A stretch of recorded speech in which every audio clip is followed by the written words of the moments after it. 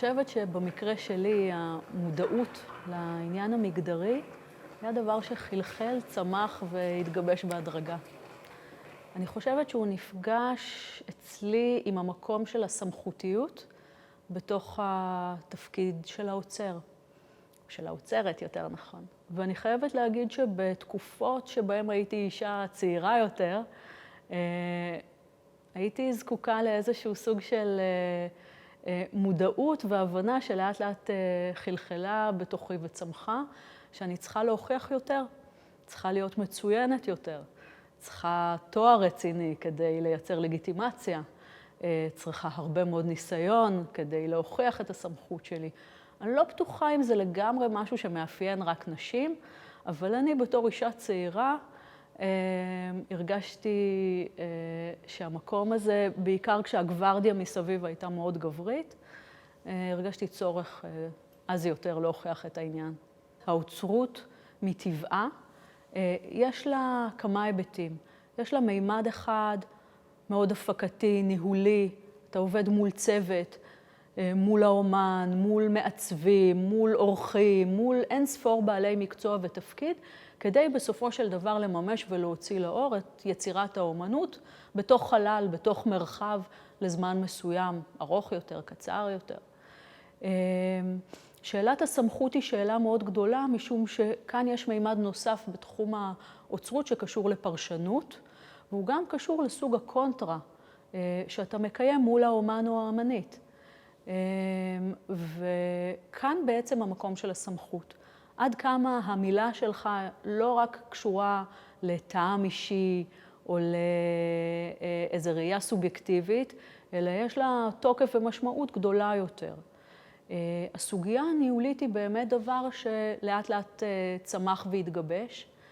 הקריירה המקצועית שלי הייתה כזאת שגם למדתי, הונחיתי, עבדתי עם גברים מאוד דומיננטיים, מאוד חזקים, מנהל של מוזיאון, בעל אוסף, מנהל חברה, והדמויות הדומיננטיות האלה, הגבריות, בואי נגיד שלמדתי מהם הרבה מאוד. גם ראיתי את המימד ה-so called גברי בתוך ההתנהלות שלהם בעולם, ואני חושבת שלאור החברותה הזאת, גם קיבלתי הרבה, אימצתי הרבה, למדתי הרבה, אבל גם הבנתי שהדרך שלי היא קצת אחרת. תקראי לה נשית, תקראי לה יותר מכילה, יותר קשובה, יותר אינטגרטיבית. אני מניחה שיש גם גברים שכאלה, אבל אצלי בפירוש התעצבה לנוכח איזשהו מודל גברי, מאוד סמכותני, מאוד כריזמטי. הוא עורר בי הרבה שאלות והצמיח אפרופו מודעות מגדרית, הבנה לחשיבות הזאת של הקול הזה שאני מנסה לדייק אותו כדי להבין מהו קול נשי בתוך המרחב הזה. אני חושבת ניהלתי מאבק מאוד מתמשך לא לוותר על אף פן בתוך הזהות שלי כאישה. לא על זוגיות, לא על אימהות, אבל גם לא על לימודים מאוד גבוהים, שבמקביל אני עובדת ולא מתפשרת על הפרויקטים שאני רוצה כל פעם לקחת על עצמי ולהתאתגר מחדש. יחד עם זאת, עשיתי דברים בהדרגה לאורך הרבה שנים, כשאני כל פעם לוקחת על עצמי עוד ועוד, עד שלפני 4 שנים לקחתי על עצמי את הניהול והאוצרות הראשית פה במוזיאון הרצליה לאומנות עכשווית, ועם המון עבודה קשה, הרבה לילות בלי שינה, סופי שבוע, משהו מאוד טוטלי, משהו שגם היה לי מאוד חשוב. זה המשפחה והילדים, שהוא חלק מאוד מהותי ממי שאני וממה שאני, והיה לי חשוב ששני הדברים האלה לא יסבלו. לכן גם הרבה פעמים כשהיו פרויקטים שהרגשתי שהם לא יאפשרו לי את ההתמסרות הנכונה, ויתרתי עליהם ואמרתי לא. היו גם הרבה דברים כאלה. לא שהילדים, אין להם בוודאי הרבה מאוד ביקורת באופן טבעי, אבל זה חלק מהעניין, וכן, ניסיתי גם וגם. אני חושבת שבכלל התפיסה שלי היא גם וגם, לא או. תקראי לזה מולטיטסקיות נשית, היא קשורה גם לתפיסה שלי את המוזיאון כמקום הוליסטי. זאת אומרת, מקום שהוא מרחב של גם וגם. מצד אחד, לא להתפשר על האמביציות המקצועיות באומנים שאני עובדת איתם, בהשקעה בכל פרויקט ופרויקט, ובו זמנית גם לעבוד מאוד קשה על הנגשה שלו, לנסות להבין איך מקום כזה יכול להיות רלוונטי וערכי גם לקהילה, למשפחות, לילדים, לבני הגיל השלישי, מה המשמעות של מוזיאון בתוך מרחב קהילתי, בתוך עיר. איך אני גורמת למקום הזה להיות רלוונטי וחשוב גם לפרנסי העיר, בתוך האקלים הפוליטי, החברתי של ישראל ב-2019. איך זה לא ייתפס כמותרות, כפריבילגיה לבוא למוזיאון ולהחזיק מוזיאון. זה שאלות מאוד רציניות, ועם זאת לא לוותר על רלוונטיות לקהל המקצועי. המבקרים, האוצרים שמגיעים אלינו, כל הזמן גם פה בתוך הארץ וגם מחוץ לארץ.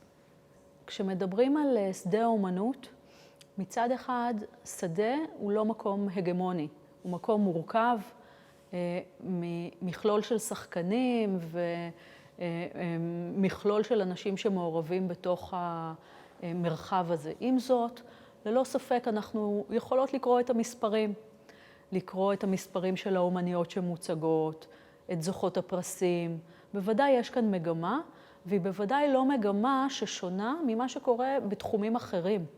בתחומי המדע, בתחומי הכלכלה, ולכן אני רואה מצד אחד את הדומיננטיות שעולה ומתחזקת בהדרגה. אני גם מאוד מאוד מודעת למאבק, לצורך לנהל אותו ולשמור אותו, ועם זאת גם לשמור על איזשהו סוג של נאמנות אובייקטיבית לפרמטרים מקצועיים, לא ליצור אפליה הפוכה. אני רוצה שהמקום והקול הנשי, הפמיניסטי, יבוא לידי ביטוי בצורה מורכבת. לא במקום של מאבק, לא במקום של התרסה, לא במקום של פרופגנדה, אלא אני רוצה להביא אותו על כל המורכבות שלו, על היופי שלו, על התחכום שלו, גם על הכאב הגדול. אני יכולה להגיד שאני כן נותנת את הדעת על ביטוי של קולות שאני מרגישה שהם פחות מושמעים. וזה יכול להיות מימדים פמיניסטיים, נשיים, כמו למשל תערוכה על צילה בינדר שחשפה יוצרת שנשכחה, או עכשיו שתי תערוכות בעבודה על חנה לוי ועל דורית יעקבי, שתי יוצרות נפלאות שנפטרו ופחות נשמע קולן. אבל מהצד השני גם הצגתי כאן תערוכה ענקית לאורי ליפשיץ, שהיה לא הפמיניסט הראשון במעלה, די מיזוגני למען האמת, בוודאי הומופוב, איש קשה מאוד, מורכב, ואומן ענק. והרגשתי שזאת החובה והאחריות שלי, 5 שנים אחרי פטירתו, יוצר גדול ומאתגר שהודר מתוך השיח, עם כל הגבריות המצ'ואיסטית, לבוא ולהתמודד ולתת את הדעת על היצירה. זאת המחויבות שלי. אני רואה חשיבות מאוד מאוד גדולה לביטוי של כל התופעות בעולם. בתוך זה, בוודאי שאומנות פמיניסטית, רצינית, משמעותית, היא בעלת כובד משקל ומשמעות. בוודאי כשנשים הם 50% מהאוכלוסייה ואולי יותר. אני לא יכולה לדמיין לעצמי את תולדות האומנות בלי פרידה קאלו, בלי סינדי שרמן, בלי ברברה קרוגר, בלי ג'ודי שיקגו, בלי עוד עשרות אומניות נהדרות, חשובות, עקרוניות. אני לא יודעת מה מידת השינוי. למדוד שינוי זה דבר מאוד מאוד קשה ברמה אקדמית, ברמה ממשית. אבל הן בוודאי מבטאות את הקול שלנו, את הנוכחות שלנו. הן משקפות מצב, תודעה, שחשוב שיהיה לו ביטוי וחשוב שיהיה לו נוכחות. להפך, אני חושבת שככל שיהיה ריבוי וחשיפה של נקודות מבט ועיסוק בתוך הפרספקטיבה האנשית, היא תצליח לחשוף תמונת מצב ולהציף את הדיון הזה. גם אם לא לשנות אותו, בוודאי לטעון אותו ולא להרפות. שתי תערוכות אחרות שהצגתי הן של שתי אומניות נשים שפעלו בתקופות מוקדמות יותר. לאה ניקל, ליליאן קלפיש. לאה ניקל עיצבה את עולמה בשנות ה-30 וה-40, ליליאן קלפיש בתקופה מאוחרת יותר, בסוף שנות ה-50. שתיהן, זה היה נורא מעניין לראות איך הן מתייחסות לעצמן כאומן ולא כאומנית. וגם תוך כדי שיחה איתן על הנשיות, על הקשר בין אימהות לבין יצירה, שמן הסתם זה הדברים הראשונים הבסיסיים בתוך הדיאלוג ברמה ככה, כדי לייצר את ההיכרויות הראשוניות, אלה דברים שהם מאוד ביקשו לדחות. הם מאוד לא התחברו אליהם והם לא רצו לדון במימדים האלה. הבנתי שבשביל שתיהן, לחשוף את המימדים האלה, להתייחס אליהם, לקחת אותם בחשבון, היה כאילו איזה תהליך של הפחתה. כאילו זה משהו שישים באיזה רלטיביות מסוימת את הרצינות והמחויבות המקצועית שלהם. וזה היה מקום שלא רציתי להיות בו, ועם זאת הייתי מלאת הערכה למאבק שלהן ולצורך שלהן לבסס את הפרסונה המקצועית ולזכות ברצינות והערכה של בעיקר הגברים בתקופתם שפעלו איתן. אחד הסיפורים הכי מעניינים היו שעמדתי מול דיוקן עצמי של ליליאן קלפיש, שכמו שסיפרתי לך קודם, עוד שייכת לדור הזה שבו היא הייתה צריכה להילחם על הלגיטימיות שלה כאישה יוצרת, ולכן בחרה לדבר על עצמה כאומן ולא כאומנית. משהו מאוד מובהק ומאוד אופייני. והדיוקן עצמי הזה הוא בעצם דיוקן של אומנית בסטודיו, אבל היא עברה עליו וגרדה אותו ושאיפה אותו כך, שהוא הפך להיות קצת סמי מופשט, ומה שראית בסופו של דבר זה איזה דמות די כמו אמזון הגדולה ליד כאן ציור, כשהיה שם רק אלמנט אחד שהיה מצויר בצורה מדויקת ואפשר היה להבחין בדיוק מהו. והאלמנט הזה היה השעון על פרק היד שלה. ושאלתי אותה, ליליאן, תגידי, למה גרדת את כל מצע הציור והשארת את השעון נורא קונקרטי וברור לי מה השעה על המחוגים?